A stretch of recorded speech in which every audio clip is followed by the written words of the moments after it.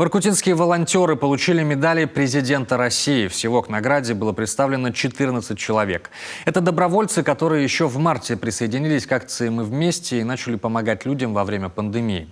Свое благое дело они продолжают делать до сих пор, носят людям продукты и лекарства, помогают по хозяйству. Любовь Лапина о героях нашего времени. Перчатки на руки, маски на лицо. Теперь можно доставать из машины и сумки. Уже по одному виду понятно, они увесистые. Внутри продукты, лекарства, свежевыстиранные вещи.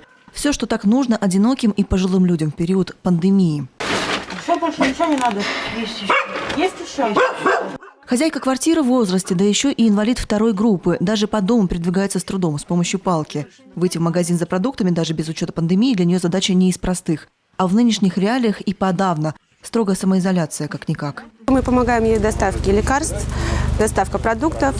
Также мы забрали вещи, которые можно перестирать, и вернули их обратно. Сейчас также повторяем то же самое. Все, мы за ней следим, помогаем ей в выгуле собаки. И по возможности, если она нам будет дальше разрешать, мы будем ее также навещать, посещать, будем помогать всеми силами, что в наших силах.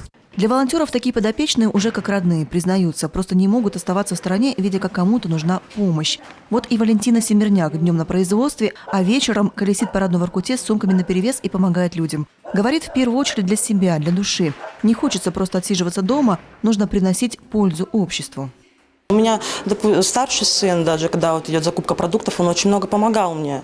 С магазина ходили вместе, пакеты. Он и просился, но с его возраста, ему всего 14, это нельзя было.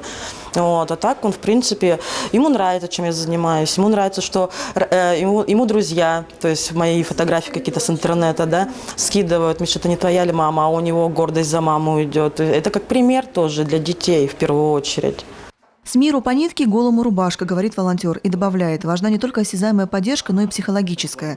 Старикам, которые в эти месяцы остались совсем одни на самоизоляции, очень нужно еще и общение.